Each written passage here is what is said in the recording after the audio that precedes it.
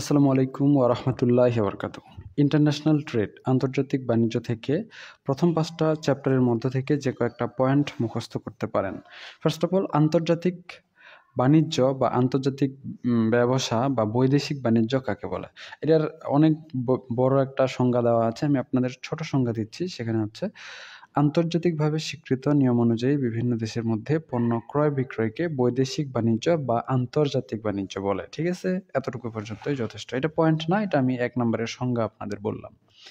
এর পরবর্তীতে দেখেন, এই প্রশ্নটার পয়েন্টগুলো মুখস্থ করবেন। আন্তর্জাতিক বাণিজ্য সংগঠনের কারণগুলো বর্ণনা করো। কী, কী কারণ রয়েছে? এই অংশটুকু মুখস্থ করলেই হয়ে যাবে। এখানে হচ্ছে প্রাকৃতিক সম্পদের বৈচিত্র্যতা, শ্রম দক্ষতার পার্থক্য, উন্নত প্রযুক্তি ও কারিগরি জ্ঞান, উপাদানসমূহের গতিশীলতা, জলবায়ুগত পরিবেশ, মানবীয় দক্ষতা ও গুণ, মূলধনের প্রাচুর্যতা, বাজার ব্যবস্থা। এখন সেম প্রশ্নটাই এখানে কপি পেস্ট করে কিন্তু এই সেম মানে অ্যান্সারটা দিতে পারবেন। যেমন বাংলাদেশে আন্তর্জাতিক বাণিজ্যের বৈশিষ্ট্যগুলো কী, কী? আর আন্তর্জাতিক বৈশিষ্ট্য কেন সংঘটিত হয়? ২ টা প্রশ্নের জন্যই কি same to same answer. So অ্যান্সারটাকে একইভাবে দিতে পারেন অথবা চাইলে এই পয়েন্টগুলাও মুখস্থ করতে পারেন। এগুলো আবার এই আগের প্রশ্নটাতে ঢোকায় দিতে পারবেন। কারণ ২ টা প্রশ্নই মোটামুটি একই রকম। তাহলে এখানে আমদানি নির্ভরতা, শিল্পজাত দ্রব্যের আমদানি ২ টা অবশ্যই একই পয়েন্ট, এখানে ঘুরায় পেঁচায় দিছি আরকি। জনশক্তি রপ্তানি, হ্যাঁ? খাদ্য আমদানি, তৈরি পোশাক রপ্তানি, কৃষিজাত দ্রব্য ও কাঁচামাল রপ্তানি, সমুদ্রপথে বাণিজ্যের প্রাধান্য, পাট ও পাটজাত দ্রব্যের রপ্তানি, বিলাসদ্রব্যের আমদানি হ্রাস, রপ্তানির বৈচিত্র্য ও বিস্তৃতি, প্রতিকূল লেনদেনের ভারসাম্য, ওয়েস্ট অনার্স স্কিম প্রচলন, মুষ্টিমেয় দেশের সাথে বাণিজ্য, অনেকগুলো বিষয় এখানে আছে। এতগুলো না দিলেও চলবে। মোটামুটি ৮টা ১০টা পয়েন্ট মুখস্থ করলেই হবে। প্রতিবেশী দেশের সাথে অধিক বাণিজ্য, মুসলিম দেশসমূহের সঙ্গে বাণিজ্য, ডলার ও স্টার্লিং এলাকার সাথে বাণিজ্য। এটা একটু গুরুত্ব সহকারে পড়বেন, এটা খুবই গুরুত্বপূর্ণ। সার্কভুক্ত দেশসমূহের মধ্যে বাণিজ্য, এটাও খুবই গুরুত্বপূর্ণ। এখন এই সেম প্রশ্নগুলোকে আবার সেম উত্তরগুলোকে এই প্রশ্নটার ক্ষেত্রে আবার ব্যবহার করা যায়। যেমন বৈদেশিক বাণিজ্যের উদ্দেশ্যসমূহ কী, কী? তো আগের প্রশ্নগুলোয় পাটজাত দ্রব্যের রপ্তানি করা, বিলাসদ্রব্যের আমদানি হ্রাস করা, সার্কভুক্ত দেশের সঙ্গে বাণিজ্য করা, জনশক্তি রপ্তানি করা, ওই সেম মানে ইয়াগুলোই আপনি আ করতে পারবেন। তাহলে আমি আপনাদের ক্যাটেগরি করে দিই, হ্যাঁ? প্রথমে যে প্রশ্নটা আপনারা ১ নম্বরে আমি পড়লাম, এই প্রশ্নটার অ্যান্সার আর এই প্রশ্নটার অ্যান্সার মানে পয়েন্টগুলো একই হবে, ব্যাখ্যাটা কিছুটা ভিন্নভাবে দিবেন। মানে এটা সেম, মানে ১ নাম্বার ক্যাটেগরি এটা, হ্যাঁ? সেই সাথে এই ৩ নম্বর প্রশ্নটাও কি ১ নাম্বার ক্যাটেগরিতেই পড়ে, সেম অ্যান্সার দিয়ে দিবেন। যেমন বৈদেশিক বাণিজ্যের উদ্দেশ্য বা আন্তর্জাতিক বাণিজ্যের উদ্দেশ্য কী, কী? উদ্বৃত্ত পণ্য সামগ্রী রপ্তানি করা, রপ্তানি বৃদ্ধি করা, যন্ত্রপাতি ও কাঁচামাল আমদানি করা, দেশীয় পণ্যের বাজার সৃষ্টি করা, হ্যাঁ? তারপরে অত্যাবশ্যকীয় ভোগ্যপণ্য আমদানি করা, আমদানি বিকল্পে শিল্প স্থাপনে উৎসাহিত করা, জনশক্তি রপ্তানি করা, মুদ্রা বিনিময় হারের স্থিতিশীলতা রক্ষা করা, দেশের সমৃদ্ধি অর্জন করা। এরপরের প্রশ্ন কি দিছে যে, বিশ্ব অর্থনীতিতে বাণিজ্যের গুরুত্ব বর্ণনা করো। ওই সেম, মানে এটাও প্রথম ক্যাটেগরিরই আপনাদের অ্যান্সার হবে। পয়েন্ট ওইগুলাই ব্যবহার করতে পারবেন। এই একটা ক্যাটেগরি থেকে পয়েন্ট মোটামুটি ২০ টা মুখস্থ করার চেষ্টা করবেন, তাহলেই হয়ে যাবে। এখানে এগুলোকে ঘোরায় পেঁচায় দিছে, কিন্তু অ্যান্সার কিন্তু ওই আগের পয়েন্টগুলো দিলেই হবে। আমি একটু ব্যাখ্যাটা আপনাদের দিয়ে দিই, দেখেন। যেমন এখানে বলছে আন্তর্জাতিক বাণিজ্য সংগঠনের কারণগুলো কি? আন্তর্জাতিক বাণিজ্য সংগঠনের কারণ হচ্ছে শ্রম দক্ষতার পার্থক্য। পৃথিবীর একেক দেশে মানে মানুষগুলো একেকভাবে বিভিন্ন কাজে কি দক্ষ। ঠিক একইভাবে আন্তর্জাতিক বাণিজ্যের বৈশিষ্ট্য হলো যে শ্রম দক্ষতার পার্থক্য। কারণ একেক দেশের মানুষ একেক কাজে দক্ষ, তাই তারা বিভিন্ন স্থানে কাজ করে। আবার বৈদেশিক বাণিজ্যের উদ্দেশ্য হচ্ছে একই দেশের মানুষ একেকভাবে কাজ করে, তাই তাদের কাজগুলো আ কোনো প্রতিষ্ঠানে উন্নয়ন সাধিত করে। ঠিক একইভাবে বিশ্ব অর্থনীতিতে আন্তর্জাতিক বাণিজ্যের গুরুত্ব কি? গুরুত্ব হচ্ছে একেক দেশের মানুষ একেক আ কাজে দক্ষ, তাই তারা আ কোনো আন্তর্জাতিক বাণিজ্যে ব্যয় হ্রাস করে উৎপাদনশীলতা বৃদ্ধি করে এবং এটা মুনাফার মুখ দেখায়। একইভাবে প্রশ্নগুলোকে ওলটপালট করে আপনারা অ্যান্সার করতে পারবেন। সো বিশ্ব অর্থনীতিতে আন্তর্জাতিক বাণিজ্যের গুরুত্বের মধ্যে রয়েছে বিশ্ব অর্থনৈতিক সমৃদ্ধি ও উন্নয়ন। এরপরে সারা বিশ্বে, আচ্ছা এগুলোর তেমন দরকার নাই। এখানে দারিদ্র্যের দুষ্টচক্র থেকে পরিত্রাণ, বাজারের প্রসারণ, প্রযুক্তি ব্যবস্থা আ ব্যবধান হ্রাস করা, আন্তর্জাতিক সহযোগিতা, মোট উৎপাদন আ বৃদ্ধি, এখানে বৃদ্ধি হবে। হ্যাঁ, উৎপাদনের ব্যয় হ্রাস।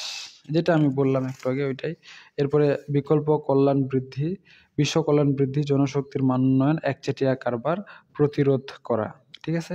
আন্তর্জাতিক বাণিজ্যের ৫টি সুবিধা লেখো। এটা ওই প্রথম ক্যাটাগরিরই অ্যান্সার। আর নতুন করে পড়ার দরকার নাই। মোটামুটি বললাম যে ২০টা ভালো, ভালো পয়েন্ট আপনারা মুখস্থ করে নেবেন, হয়ে গেল। প্রাকৃতিক সম্পদের কাম্য ব্যবহার করা, উৎপাদিত পণ্য ভোগের সুবিধা, বিশেষ শিল্প স্থানীয়করণ, শ্রম বিশেষায়ন, বাজার সম্প্রসারণ, উৎপাদন বৃদ্ধি, স্বল্পমূল্যে মানসম্মত পণ্য ভোগ, কর্মসংস্থানের সুযোগ সৃষ্টি, আন্তর্জাতিক সম্পর্ক সৃষ্টি, বিনিয়োগ সৃষ্টি বা বিনিয়োগ বৃদ্ধি, এই কয়েকটাই। এরপরে বলছে বৈদেশিক বাণিজ্যের অসুবিধাগুলো কী, কী? এটা হচ্ছে দ্বিতীয় ক্যাটাগরির প্রশ্নের উত্তর। প্রথমগুলো সব শেষ মোটামুটি। হ্যাঁ? তো দ্বিতীয় ক্যাটাগরিতে কী, কী অসুবিধা সৃষ্টি হয়? তো ১ নম্বর হচ্ছে প্রতিকূল ব্যবসায়িক শর্ত, অসম প্রতিযোগিতা সৃষ্টি হয়, উদ্যোক্তাদের দক্ষতা হ্রাস পায়। কারণ একেক দেশে একেক মানুষ একেক রকম কাজে দক্ষ। কিন্তু একই দেশে মানুষের যখন একটি দেশে যখন অন্য দেশের মানুষ চলে আসে, তখন কিন্তু তাদের উদ্যোক্তাদের যে দক্ষতা এটা হ্রাস পায় এবং দেশীয় শিল্প প্রসারে বাধা সৃষ্টি হয়, ক্ষতিকারক দ্রব্যের আমদানি হয়, হ্যাঁ? সাম্রাজ্যবাদের বিস্তার হয়, পরনির্ভরশীলতা বৃদ্ধি পায়। প্রতিকূল বাণিজ্যিক শর্ত আর প্রতিকূল ব্যবসায়িক শর্ত একই বিষয়। এখানে আবার বাণিজ্যিক দিয়ে দিচ্ছে, ভালো করছে। এরপরে ৯ নম্বর রপ্তানি, বাজারজাত, প্রক্রিয়াজাতকরণ, অঞ্চল গঠন করা, আন্তর্জাতিক বিরোধ সৃষ্টি হওয়া এবং সামাজিক ও রাজনৈতিক অস্থিতিশীলতা বৃদ্ধি করা। এরপরে ৮ নম্বরে রয়েছে আন্তর্জাতিক বাণিজ্যের বিভিন্ন ধরনসমূহ আলোচনা করা। ধরন মাত্র ৩টা: আমদানি বাণিজ্য, রপ্তানি বাণিজ্য, পণ্য রপ্তানি বাণিজ্য। এই ৩টা মুখস্থ করে নিবেন। আমদানি হচ্ছে এটা তৃতীয় ক্যাটাগরির অ্যান্সার। আমদানি হচ্ছে অন্য দেশ থেকে কোনো দেশে নিজের দেশে পণ্য আমদানি মানে নিয়ে আসা। এটাকে অন্য কোনো দেশ থেকে কোনো পণ্য কী করে নিয়ে আসাকে আমদানি বলে। আর নিজের দেশ থেকে অন্য দেশে পণ্য প্রেরণ করাকে রপ্তানি বলে। আবার অন্য দেশ থেকে পণ্য নিজের দেশে নিয়ে এসে পুনরায় অন্য দেশে বিক্রি করাকে পণ্য রপ্তানি বাণিজ্য বলে। এই ৩টাই বিষয়, এখানে আর তেমন কোনো জটিল বিষয় নাই। আচ্ছা, এরপরে পার্থক্যগুলো পড়লে পড়ে নিলেন, না হলে তেমন দরকার নাই। এই যে আন্তর্জাতিক বাণিজ্যের গতিধারা বা এখানে আমদানি বাণিজ্যের বিষয়গুলো বলা হয়েছে, এটা অতটাও গুরুত্বপূর্ণ না। বাংলাদেশের আত্মসমাজের জন্য আন্তর্জাতিক বাণিজ্যের প্রয়োজনীয়তা দরকার নাই। বাংলাদেশের অর্থনীতিতে বৈদেশিক বা আন্তর্জাতিক বাণিজ্যের গুরুত্ব কী? বাংলাদেশের অর্থনীতিতে বৈদেশিক বা আন্তর্জাতিক বাণিজ্যের গুরুত্ব হচ্ছে ১ নাম্বার ক্যাটাগরির প্রশ্নের অ্যান্সারটা। ঠিক আছে? কী, কী সম্পদের উত্তম ব্যবহার, ওই আগের ইয়াগুলোই। হ্যাঁ? মোট উৎপাদন বৃদ্ধি, উদ্বৃত্ত পণ্য রপ্তানি, উৎপাদন ব্যয় হ্রাস, অনুৎপাদিত দ্রব্যের ভোগ সুবিধা, খাদ্য ঘাটতি পূরণ, কম মূল্যে দ্রব্য ক্রয় করা, মূলধনী দ্রব্য আমদানি করা, এইগুলোই যেগুলো আমরা আগে পড়েছি। হ্যাঁ? কারিগরি ও প্রযুক্তিগত জ্ঞান বৃদ্ধি করা, দেশীয় উৎপাদনের দক্ষতা বৃদ্ধি, অত্যাবশ্যকীয় পণ্যের আমদানি, দেশীয় বাজার সম্প্রসারণ, দ্রব্যের গুণগত মান বৃদ্ধি, নির্ভরশীলতা হ্রাস করা, ভোক্তাদের সুবিধা প্রদান করা, জ্ঞান ও সংস্কৃতির প্রসার ঘটানো, মূলধনের গতিশীলতা বৃদ্ধি, একচেটিয়া কারবার প্রতিরোধ, প্রাকৃতিক দুর্যোগ মোকাবেলা করা, অর্থনৈতিক উন্নয়নে সহায়তা করা, আন্তর্জাতিক সহযোগিতা বৃদ্ধি করা, শিল্প বিকাশ সাধন করা, জীবনযাত্রার মান উন্নয়ন করা, জনশক্তি বা মানব সম্পদ উন্নয়ন, রাজনৈতিক স্থিতিশীলতা অর্জন করা। এরপরে বলছে আন্তর্জাতিক বাণিজ্য নিয়ন্ত্রণের পদ্ধতি বাংলাদেশের পরিপ্রেক্ষিতে বর্ণনা করা। এটা ৩ নাম্বার ক্যাটাগরির অ্যান্সার, মানে এটা নতুন। ১, ২ তো দিছি আমি। তো আন্তর্জাতিক বাণিজ্য নিয়ন্ত্রণের পদ্ধতি বাংলাদেশের পরিপ্রেক্ষিতে ১ নম্বর হচ্ছে শুল্ক আরোপ করা। শুল্ক আরোপ করলে কী হয়? আন্তর্জাতিক বাণিজ্য নিয়ন্ত্রিত হয়। আচ্ছা, এরপরে আমদানি রপ্তানিতে অনুমতি প্রদান করা, বিশেষ পণ্য সামগ্রীর ক্ষেত্রে নিষেধাজ্ঞা প্রদান করা, বিশেষ সুবিধা প্রদান করা, ব্যবসায়িক চুক্তি সম্পাদন করা, পণ্য সামগ্রীর বরাদ্দকরণ করা, বৈদেশিক মুদ্রার বিনিময় নিয়ন্ত্রণ করা। এরপরের প্রশ্ন হচ্ছে একটি ছোট দেশে আন্তর্জাতিক বাণিজ্যের মাধ্যমে কীভাবে লাভবান হয়? দরকার নাই। আন্তর্জাতিক বাজার থেকে বাণিজ্যিক লাভের বিষয়টি চিত্রের সাহায্যে ব্যাখ্যা করো। এটা কিছুটা গুরুত্বপূর্ণ রয়েছে। এটা ৫ নাম্বার ক্যাটাগরির অ্যান্সার। ঠিক আছে? সো আন্তর্জাতিক সমন্বিত বাজার থেকে এই চিত্রটা মনে রাখবেন। চিত্রটাকে এভাবে দিতে হবে। প্রথমে এই অংশটা দিয়ে দিবেন। দেওয়ার পর এটাকে এভাবে দিয়ে দিবেন। দিয়ে এই যে উপরে এখান থেকে যেন এই মাঝ বরাবর এটা টাচ করে, এটা খেয়াল রাখবেন। এরপরে এখান থেকে আপনারা এখানে একটা দিয়ে দিবেন আর এখানে আরেকটা দিয়ে দিবেন, শেষ। আর মাঝখান থেকে আপনারা এমন করে দিয়ে দিতে পারেন। ঠিক আছে? আমি ছোট করে দিচ্ছি, তাই দিতে ভুল হইছে। আপনারা বড় করে দিবেন। তো এখানে বিষয়টা হচ্ছে আন্তর্জাতিক সমন্বিত বাজার থেকে বাণিজ্যিক লাভের বিষয়টি চিত্রের মাধ্যমে ব্যাখ্যা করো। তো ভোগ উদ্বৃত্ত হওয়া, মজুরি ও আয় স্তর বৃদ্ধি হওয়া, বাণিজ্যিক হার বৃদ্ধি হওয়া, পারস্পরিক চাহিদা বৃদ্ধি পাওয়া, বৈদেশিক বাণিজ্যিক গুণক, এই কয়েকটাই। এরপরে বলছে এরপরে এই দিককারগুলো আর তেমন জরুরি দরকার নাই। অভ্যন্তরীণ আর আন্তর্জাতিকের কোনো ব্যাখ্যার দরকার নাই। তো প্রথম অধ্যায় থেকে মোটামুটি ৫ ক্যাটাগরির প্রশ্ন আমরা দেখেছি। এরপরে দ্বিতীয় অধ্যায় আন্তর্জাতিক বাণিজ্য ও তুলনামূলক ব্যয় সুবিধা তত্ত্ব। তো এখান থেকে আপনারা যে কয়েকটা পয়েন্ট মুখস্থ করতে পারেন।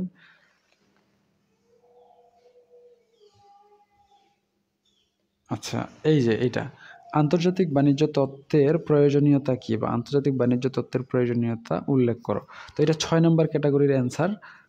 উৎপাদনশীলতা, উপাদানসমূহের গতিশীলতা বৃদ্ধি হওয়া, হ্যাঁ, তারপরে ভোক্তা চাহিদা বিশ্লেষণ, পৃথক বাণিজ্য নীতি।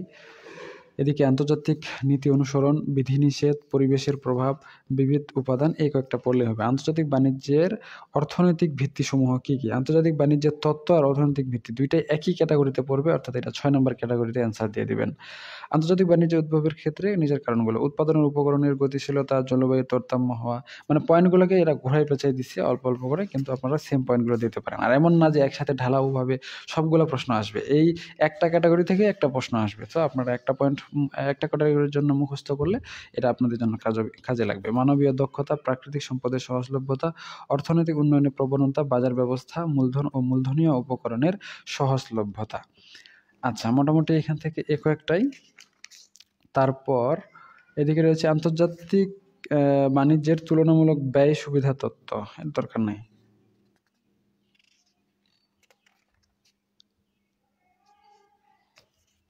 এগুলো দরকার নাই, এগুলো এতগুলো মনে রাখতে পারবেন না লাস্ট টাইমে। আচ্ছা, আমি তারপরে এদিকে দেখাচ্ছি। এই চ্যাপ্টারটা বাণিজ্যিক হারের উপর প্রভাব বিস্তারকারী উপাদানগুলো, এইখানে এইটা একটু গুরুত্বপূর্ণ আছে। এটা 7 নম্বর ক্যাটাগরি। বাণিজ্যিক হারের উপর প্রভাব বিস্তারকারী উপাদানগুলো বর্ণনা করো। তাহলে 1 নম্বর হচ্ছে অর্থনৈতিক প্রবৃদ্ধি, 2 নম্বর মুদ্রার অবমূল্যায়ন, শুল্ক, আমদানি ও রপ্তানি পণ্যের প্রকৃতি, মূলধন স্থানান্তর, বাণিজ্য চক্র, কারিগরি জ্ঞান পরিবর্তন, রাজনৈতিক পরিবেশ। এরপর ওয়েজ আর্নার্স স্কিম। তো এইটা কিছুটা গুরুত্বপূর্ণ রয়েছে, এটা 8 নম্বর ক্যাটাগরিতে পড়বে। ওয়েজ আর্নার্স স্কিমের বৈশিষ্ট্য আলোচনা করা। ওয়েজ আর্নার্স স্কিমের প্রকৃতি কি?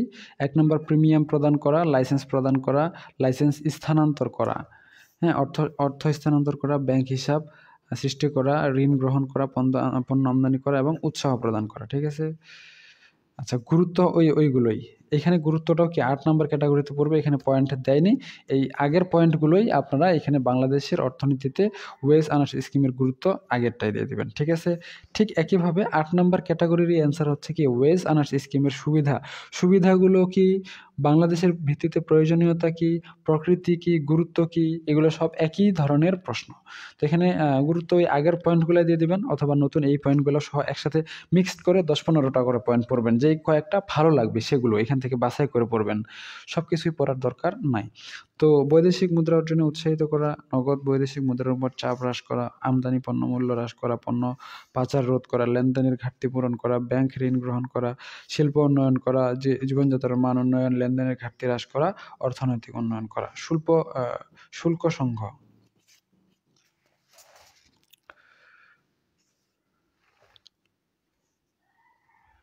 শুল্ক সংঘটা কিছুটা গুরুত্বপূর্ণ আছে, এটা 9 নম্বর ক্যাটাগরিতে আসবে, মানে নতুন ক্যাটাগরি।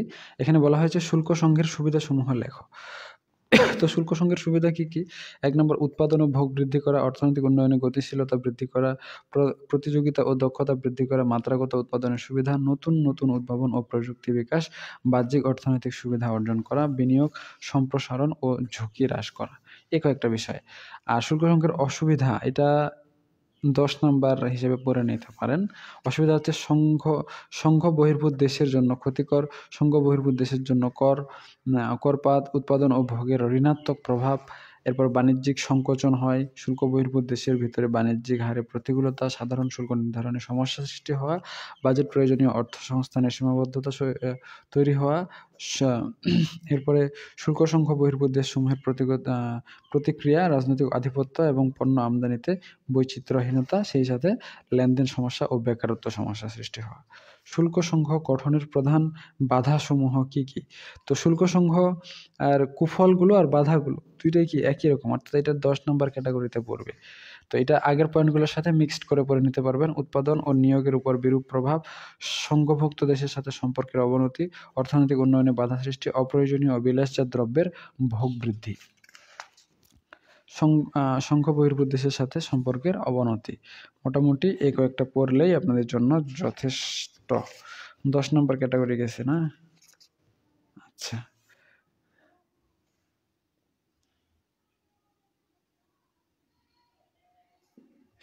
আচ্ছা। উন্নয়নশীল দেশসমূহের মধ্যে শুল্ক সংঘ গঠনের পক্ষে যুক্তি দাও। এটা হচ্ছে 9 নম্বর ক্যাটাগরির মতোই অ্যান্সার। 9 নম্বর ক্যাটাগরিটাতে আমরা কি করেছিলাম আমি একটু দেখি। 9 নাম্বার, এখানে তো 7।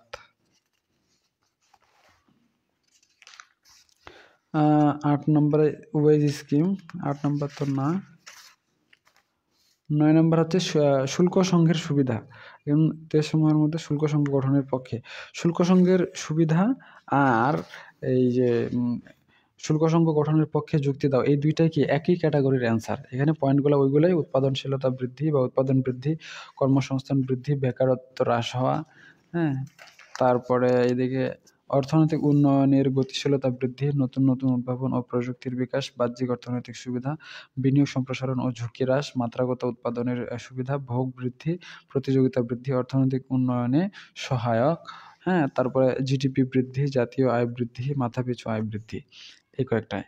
শুল্ক সংঘের লাভ লোকসান কি কি বিষয়ের উপর নির্ভর করে, ঠিক আছে। এটাও 9 নম্বর ক্যাটাগরির উপরেই। 9 আর 10 নম্বর একসাথে আর কি বর্তায়, হ্যাঁ। 9-10 মিলে আপনারা এই প্রশ্নের আনসারটা দিতে পারবেন। সাধারণ শুল্ক নিরূপণ, এরপর বাজেট নির্ধারণ, সংঘ বহির্ভূত দেশের প্রতিক্রিয়া, লেনদেন, আমদানি ক্ষেত্রে বৈচিত্র্যতা, রাজনৈতিক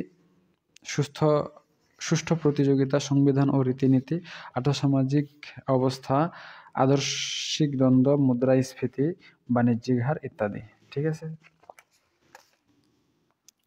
এদিকে আর এইগুলো পড়ার দরকার নাই, আপনারা একদমই এদিকে চলে আসেন।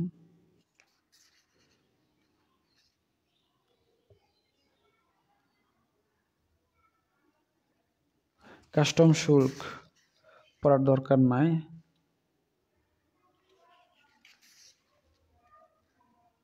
আমদানি শুল্ক এদিকে দরকার নাই অত।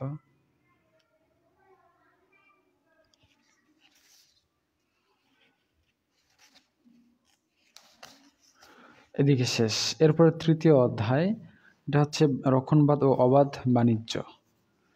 তো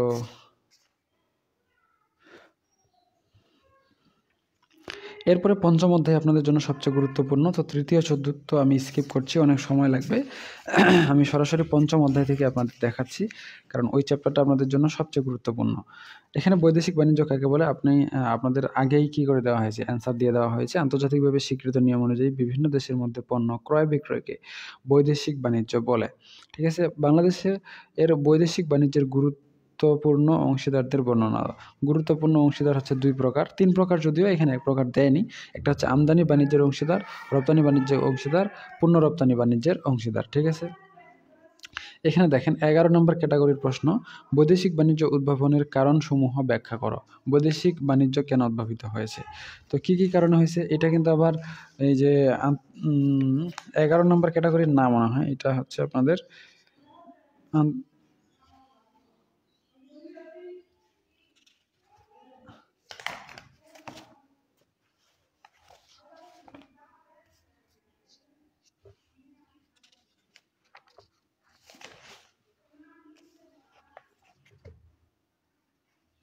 আচ্ছা, এটা হচ্ছে আপনার 1 নম্বর ক্যাটাগরির অ্যান্সার। 1 নম্বরটার সাথে এটা আবার মিল আছে, ঠিক আছে। এটা ওইভাবে পড়ে নেবেন। সেটা হচ্ছে কি, বৈদেশিক বাণিজ্যের উদ্ভবের কারণ কি? প্রাকৃতিক সম্পদের সহজলভ্যতা, সুযোগ ব্যয় সৃষ্টি হওয়া, শ্রমের বিশেষায়ন হওয়া, জলবায়ুর তারতম্য, মূলধনের প্রাচুর্যতা, পণ্যমূল্য, পণ্যের গুণগত মান, এরপরে উৎপাদন উপকরণ, মানবীয় দক্ষতা, নৈপুণ্য, বাণিজ্যিক জোট ও চুক্তি। আন্তর্জাতিক বাণিজ্যে ব্যবহৃত দলিল সমূহ কি কি? তো দলিল কয়েকটা মুখস্থ করে নেবেন, এটা 11 এক্সট্রা হিসেবে দিয়ে দিচ্ছি। এটা EXTRA, কয়েকটা দলিল খালি মুখস্থ করে নেবেন। একটা হচ্ছে কি, জাহাজি দলিলপত্র, এতটুকু মাসবে মুখস্থ করবেন। ভিতরে যদি পড়তে চান তাহলে চালানি রসিদটা মুখস্থ করে নিতে পারেন। চালানি রসিদ, বৈদেশিক বিনিময় বিল, বিমাপত্র, এগুলো এক্সট্রা হিসেবে পড়ে নেবেন। চালানপত্র, বাণিজ্যিক দূতের চালানপত্র, প্রভাব লেখক, শেষ। এরপরে হচ্ছে অজাহাজি দলিলসমূহ, এটা হচ্ছে ফরমাইশপত্র, হ্যাঁ, তারপরে মুক্ত বা খোলা ফরমায়েশ, স্থির বা নির্দিষ্ট ফরমায়েশ, জাহাজ ভাড়ার চুক্তি বা নৌভাটকপত্র, প্রত্যয়পত্র, নমুনা চালান, আগামপত্র এবং পণ্যের খালাস, আদেশনামা, জাহাজি রিপোর্ট। ঠিক আছে? চিঠি নির্দেশ, কাঁচা রসিদ, পতাঙ্গন প্রমাণপত্র, ডক রসিদ, ক্ষতিপূরণপত্র, জাহাজ বন্ধকপত্র, পণ্য বন্ধকপত্র, দর্শনী বিল, জিম্মা রসিদ এবং দলিলি হুন্ডি। ঠিক আছে? এই কয়েকটার মধ্যে ৫টা বা ৭টা মুখস্থ করে নেবেন, তাহলে হয়ে যাবে।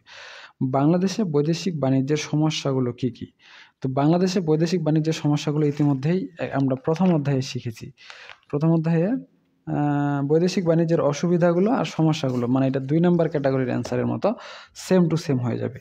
তো ২ নম্বর ক্যাটাগরিতে আমরা কি পড়েছিলাম, ওইগুলোই এখানে দিয়ে দিবে। প্রতিকূল ব্যবসায়িক শর্ত, অসম প্রতিযোগিতা, উদ্যোক্তাদের দক্ষতা হ্রাস, দেশীয় শিল্প প্রসারে বাধা, এগুলো কিন্তু দ্বিতীয় ক্যাটাগরির অ্যান্সারটার মতোই সেম টু সেম। ক্ষতিকারক দ্রব্যের আমদানি, সাম্রাজ্যবাদের বিস্তার, পরনির্ভরশীলতা বৃদ্ধি, প্রতিকূল ব্যবসায়িক বাণিজ্যিক শর্ত, রপ্তানি প্রক্রিয়াজাতকরণ গঠন অঞ্চল, আন্তর্জাতিক বিরোধ সৃষ্টি, সামাজিক ও রাজনৈতিক অস্থিতিশীলতা বৃদ্ধি।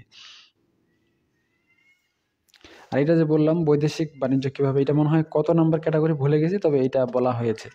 রপ্তানি, আমদানি, পণ্য রপ্তানি বাণিজ্য, এটা যে কত নাম্বার ছিল, আচ্ছা আমি একটু দেখে নিই। ৩ নাম্বার। আন্তর্জাতিক বাণিজ্যের বিভিন্ন ধরন, এখানে কি বৈদেশিক বাণিজ্য কীভাবে সম্পাদিত হয়, তো এটা ৩ নাম্বার ক্যাটাগরির মতো অ্যান্সার। ঠিক আছে? রপ্তানি বাণিজ্য, আমদানি বাণিজ্য এবং পণ্য রপ্তানি বাণিজ্য।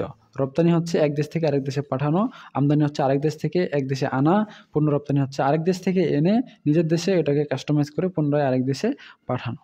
ঠিক আছে? এইটা একটু গুরুত্বপূর্ণ রয়েছে আপনাদের জন্য। এটা ১১ নাম্বার ক্যাটাগরি। ১১ নাম্বার কি দিছি আমি এ পর্যন্ত? ২ নাম্বার দেওয়া হয়েছে, ঠিক আছে ১০, ১১ নাম্বার দেওয়া হয়নি। এটা কিছুটা গুরুত্বপূর্ণ রয়েছে। আর্থিক পদ্ধতির উপাদানসমূহ আলোচনা করো। আর্থিক পদ্ধতি হচ্ছে ১ নম্বরে মুদ্রা, ব্যাংকিং বা আর্থিক প্রতিষ্ঠানসমূহ, আর্থিক উপকরণসমূহ, আর্থিক বাজার, কেন্দ্রীয় ব্যাংক। এই কয়েকটা মুখস্থ করে নেবেন। ঠিক আছে? আবার একই প্রশ্ন এখানে করছে যে আন্তর্জাতিক আর্থিক পদ্ধতির উপাদানসমূহ। এটা ১১ নম্বর ক্যাটাগরিতে অ্যান্সার দিয়ে দিবেন। আর্থিক বাজার, কেন্দ্রীয় ব্যাংক, মুদ্রা, ব্যাংকিং এবং আর্থিক প্রতিষ্ঠান, আর্থিক উপকরণসমূহ। আন্তর্জাতিক বাণিজ্যের লেনদেন নিষ্পত্তির পদ্ধতি বর্ণনা করো। কী, কী পদ্ধতিতে লেনদেন নিষ্পত্তি করা হয়? তা এটা পড়ে নিবেন এক্সট্রা হিসেবে ১২ নম্বর ক্যাটাগরি। বিনিময় ঝুঁকি দূরীকরণের মাধ্যমে, লেটার অফ ক্রেডিটের মাধ্যমে, কনসাইনমেন্ট সেলের মাধ্যমে, আর ওপেন অ্যাকাউন্টের মাধ্যমে। ঠিক আছে? অ্যাডভান্স পেমেন্টেরও মাধ্যমে। ঠিক আছে?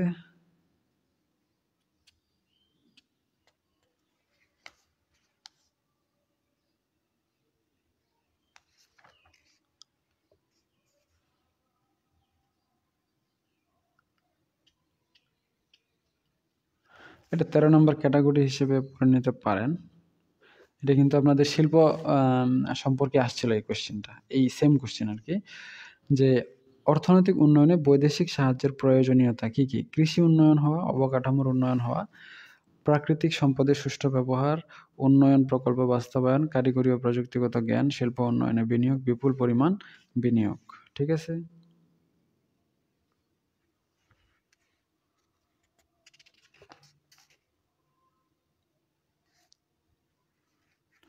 এটা গুরুত্বপূর্ণ আছে ১৪ নম্বর ক্যাটাগরি। ২০টা দিয়ে দিব মোটামুটি। এখানে কি বলা হয়েছে দেখেন তো, যে বাংলাদেশের রপ্তানি বাণিজ্যের সমস্যা সমাধানের উপায়সমূহ উল্লেখ করো। কী, কী উপায় আছে? রপ্তানিযোগ্য উদ্বৃত্ত বৃদ্ধি, রপ্তানি পণ্যের মান উন্নয়ন, রপ্তানি পণ্যের শিল্পের উন্নয়ন, রপ্তানিকারকের প্রশিক্ষণ, দক্ষতার উন্নয়ন, রপ্তানি শুল্ক হ্রাস, পরিবহন ব্যবস্থার উন্নয়ন, পর্যাপ্ত মূলধন, মুদ্রামান হ্রাস, বাণিজ্য চুক্তি, আন্তর্জাতিক মেলায় অংশ, সরকারি অর্থব্যবস্থা দূরীকরণ।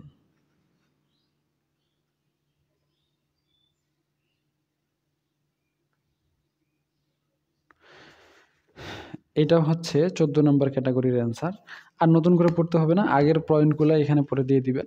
সেটা হচ্ছে বাংলাদেশের রপ্তানি বাণিজ্য উন্নয়নের জন্য সরকার কর্তৃক গৃহীত পদক্ষেপসমূহ আগেরটাই। হ্যাঁ, নতুন করে দেওয়ার কোনো দরকার নাই।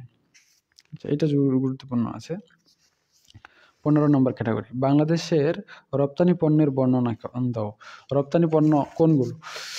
এই প্রশ্নটা খুবই খুবই খুবই গুরুত্বপূর্ণ। VVI, very very important. পোশাক শিল্প, চা শিল্প, চামড়াজাত পণ্য, চিংড়ি, মাশরুম, পাট, পাটজাত দ্রব্য, তামাক ইত্যাদি।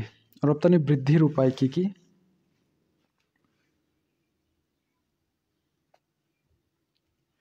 রপ্তানি বৃদ্ধির উপায় এটাও খুবই গুরুত্বপূর্ণ। এটা হচ্ছে আগেরটা 15 না, তাহলে এটা 16 নাম্বার ক্যাটাগরির অ্যান্সার।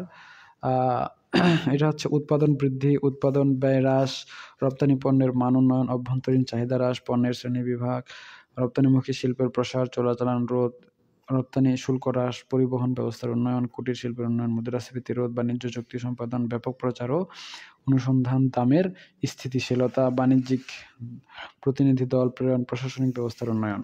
এই কয়েকটা। এরপরে বলছে বাংলাদেশের বাণিজ্য রপ্তানি বাণিজ্যের সমস্যাগুলো কি কি? এটা কি পড়া হয়েছে? সমস্যা, উন্নয়নের জন্য পদক্ষেপ,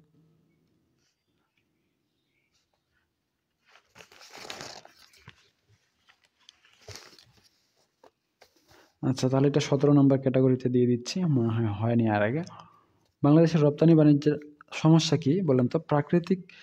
প্রকৃতির উপর নির্ভরশীলতা, মূল্যের অস্থিতিশীলতা, মূলধনের অভাব, এরপরে জাহাজীকরণ সমস্যা, পণ্যের গুণগত মান সমস্যা, বিপণন তথ্যের অভাব, গতানুগতিক পণ্য রপ্তানি প্রবণতা, মুদ্রাস্ফীতি এবং প্রাতিষ্ঠানিক দুর্বলতা। এগুলো হচ্ছে বাংলাদেশের রপ্তানি বাণিজ্যের সমস্যা। আরও রয়েছে এই পাশে মান নির্ধারণ সমস্যা, চোরাচালান সমস্যা, অসাধু ব্যবসায়ীদের প্রভাব, প্রচারের অভাব, রাজনৈতিক অস্থিরতা। বাংলাদেশ থেকে বিদেশে পণ্য রপ্তানির পদ্ধতি দরকার নেই, এতটা মনে থাকবে না। আমদানি বাণিজ্যের বৈশিষ্ট্য, এটা মনে হয় পড়া হয়েছে।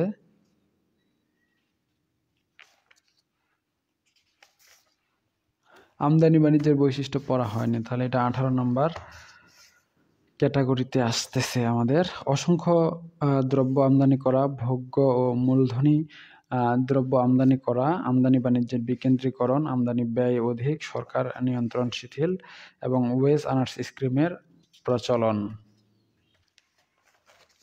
এদিকে আমদানি বাণিজ্যের নিত্য ব্যবহার্য দ্রব্যের প্রাধান্য, খাদ্য ছাড়া অন্যান্য দ্রব্যের আমদানি বৃদ্ধি, বিলাস দ্রব্যের আমদানি হ্রাস এবং উদার ও অবাধ আমদানি নীতি। আমদানি প্রক্রিয়া দরকার নাই।